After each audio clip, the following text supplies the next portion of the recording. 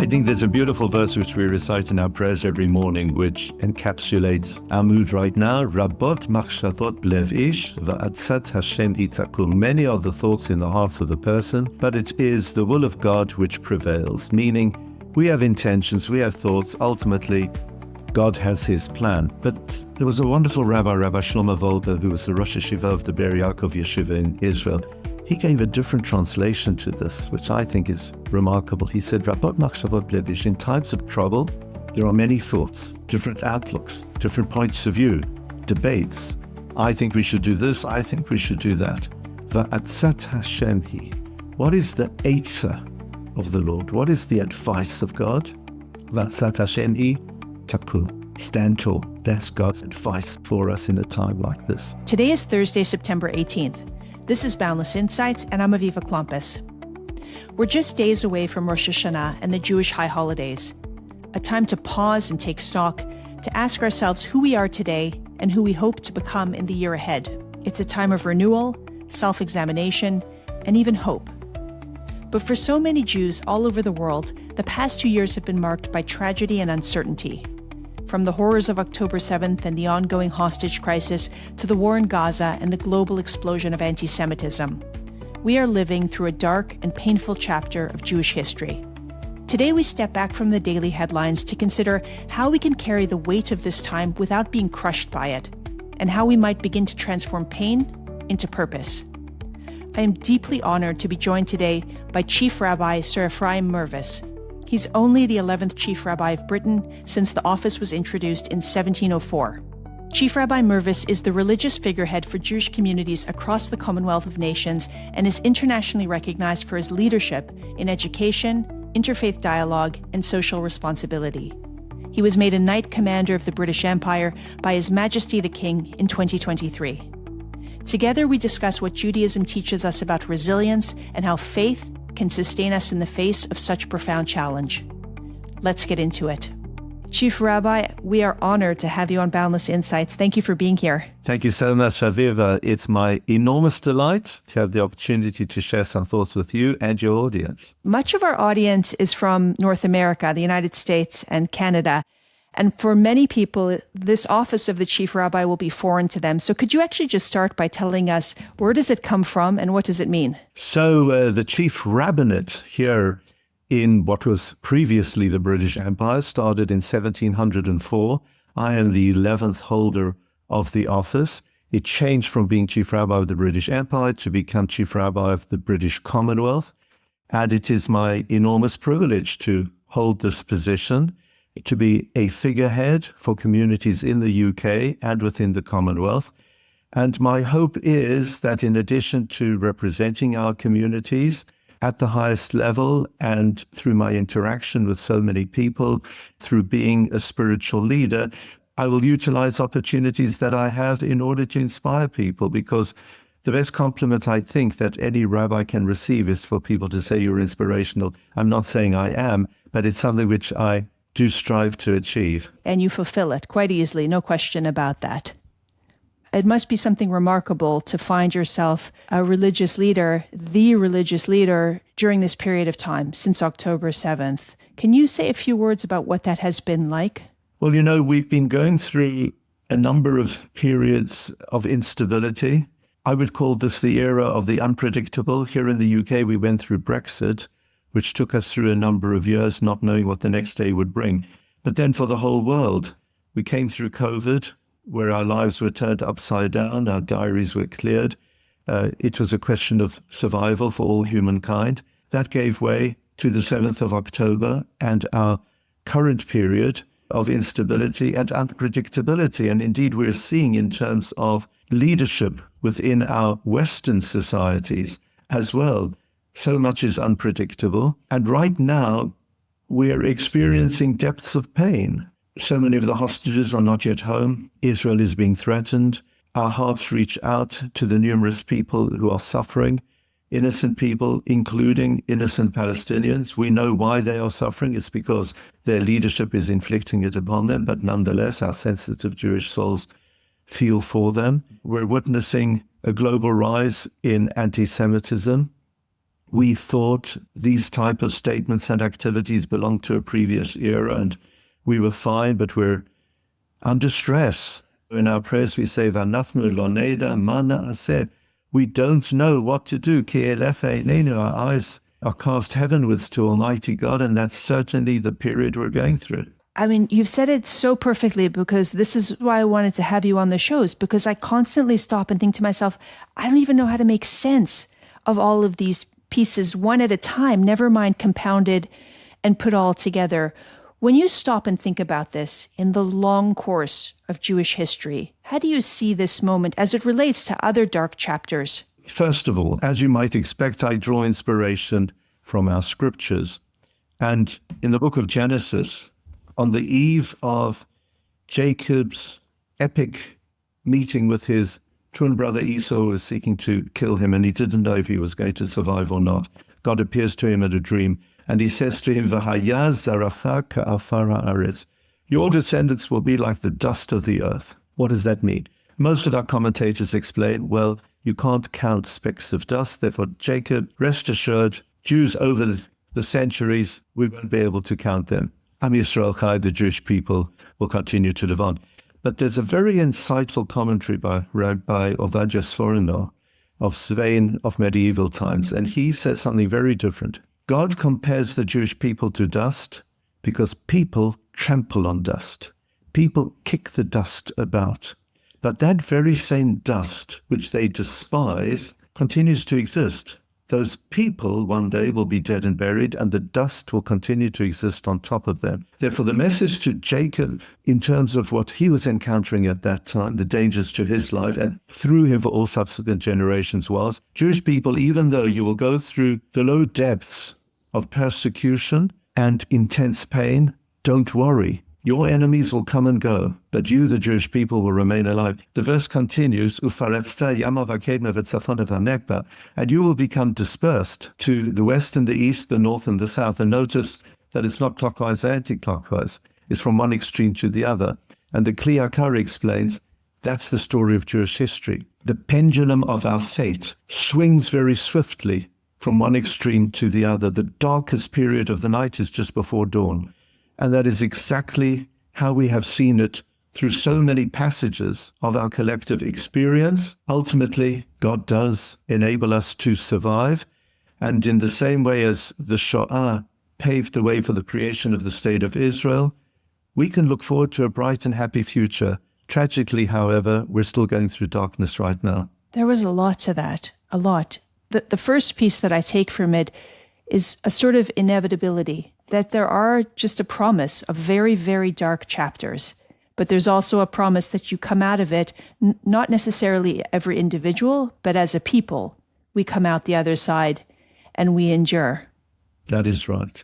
Not only have we experienced very low moments, we've also responded to them.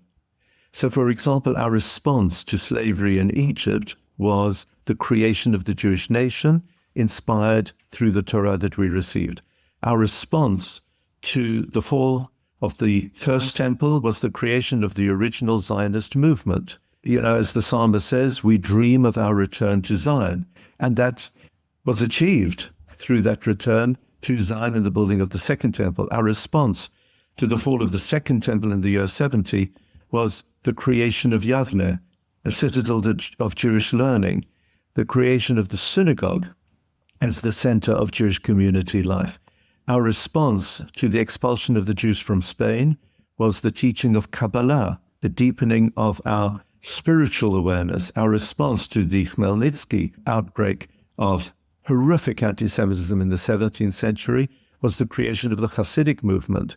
Our response to the Shoah was the creation of the State of Israel. And I believe that 7th of October will definitely turn out to be one of those major turning points in our history. And we need to start building our response to it right now. And we're actually seeing that it's happening before our eyes, because there's so much to lament, but there is so much that is so deeply impressive about the Jewish people right now. I agree with you. I feel like through all the pain and the heartache in these last 2 years, we have seen the magnificence of the Jewish people in the way that we showed up for one another and we continue to fight for the hostages, in the way that Israelis, exhausted as they are, continue to return to the army to fight this war, the way that global Jewry is showing up as October 8th Jews or otherwise and mounting response to anti-Semitism. I see it in bits and pieces, fragmented, and I'm hoping that before long we'll see what that whole magnificent picture is. Absolutely. And you know, Aviva, my wife Valerie and I were stuck in Israel during the 12-day Iran war. We had come for a beautiful family simcha and we couldn't leave. And so we experienced the spirit of the people during those epic days, to see so many thousands of Jewish people board what were called emergency flights, not to take people out of danger, but there was FOMO with regard to being part of our nation at that time of destiny. People want to have a hand in the destiny. So schools in Israel went back to COVID times because lessons were over Zoom. And I was at home with my daughter-in-law, their 6 children. My son was called up at the time. Our 8-year-old granddaughter was having a Zoom lesson. So at the beginning of the day, they started with Tefillah. And then the teacher went round the class on Zoom asking each student, how was last night? How's your family? What's happening? I was taken over a period of just 30 minutes into 32 Israeli homes to hear from the mouths of children what they were enduring, the pain, the suffering, the anguish, the fear, the trepidation, together with incredible courage, their resilience, their fortitude, their sense of privilege of being part of a nation that had values, for which Am Yisrael Chai was not just meaning the perpetuation of physical life, but rather we're living for something. We've got a country, we've got values, we're a people of pride. From those little kids, I realized we're going to have a fantastic future. You make me feel more optimistic about the future, but I would be remiss if I didn't ask you about the moment. Just so many people are feeling uncertainty or pain or anguish or fear. And I wonder what wisdom Judaism offers to help us carry this anguish without being crushed by it. So first of all, we need to recognize that the anguish is there. We cannot afford to be in denial. We're entering now into what we call the Yamim Noraim, Rosh Hashanah and Yom Kippur, the 10 days of penitence. And fascinatingly, the term Nora means 2 things, which are opposites, awesome and awful. And I think that sums up where we are right now. Perfect. Yes. These are, for the Jewish people, Yamim Noraim. These are awful times at so many levels. But together with that, we can see some awesome phenomena relating to miracles that are unfolding, bravery, courage, resilience, the strengthening of Jewish identity, an appreciation of the fact that we need to deepen our Jewish knowledge and awareness. We have a commitment to the survival of our people, not just in a physical way. And similarly, through the blowing of the shofar, the tikiyah is the one sound of reassurance. It's the sound of confidence. It's the long, positive, continuous, unbroken note. But tikiyah is also connected to the Hebrew word takua, which means to be stuck. If you look at Israel's endeavors on the battlefield, we've had the confident, exceptional tikiyah of Hezbollah, Iran, Syria, Houthis, and then at the same time, we continue to go through the takua times of Gaza. We're stuck. What are we going to do next? If people are criticizing Israel, well, do you have a better way of wiping out the threat from Hamas and getting the hostages back home? And we ourselves feel takua. We are stuck. What are we going to be doing about anti-Semitism? How can we improve the situation? What next for us at a practical level? And I think that sums up where we are. But let's never forget that our aspiration must be the long, confident tikiyah. Nora in respect of awesome. We've got that capacity. We're seeing it happening. And we are the nation of tikva. Of hope. Yeah. I appreciate what you said about Rosh Hashanah. We're just days away from it. And I know for a lot of Jewish people, especially people that have just had a Jewish awakening since October 7th, these are daunting days. It's long days in synagogue. It's a lot in another language. It's foreign ideas. Do you have some thoughts on how we can approach these days, this time of year of reflection and commitment, to make them truly meaningful? Two messages, I think, are the key ones. The first is, this is a serious time, and it's a time of opportunity. God is giving us a chance for correction. We call it tshuva, to return back to the people we're intended to become. It's the most wonderful gift of this opportunity. And the gates of heaven are open to our prayers, to our cries, to enable us as individuals, as families, as communities, and as a nation to guarantee that our path forward will be the right one for the coming year. Secondly, as serious as this time is, it's Yemei Hadin. These are the days of judgment. God sits in judgment and he decides who will live, who will die, who will be born, what will happen to each country. But we call it Yontif. We say K'Yontif. We say Chag Sameach. Yom Kippurim means Day of Atonement. We already are confident of the outcome. We're saying this is the day on which atonement will be given, because we are filled with her. Currently, we're saying slichot, forgiveness. It's not the request for forgiveness, it's slichot. We're going to achieve our aspirations. We are people of hope. The most inspirational experience for my wife and myself during the past year was in Belsen in Germany in April, the 80th anniversary of liberation. And we stood in the place where a service was held just a few days after liberation.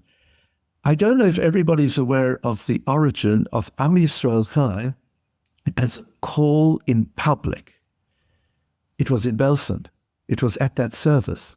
A rabbi, his name was Reverend Leslie Hardeman from Hendon in London, who was an army chaplain, amongst the very first people to enter into the camp to liberate it. He held the service for the survivors.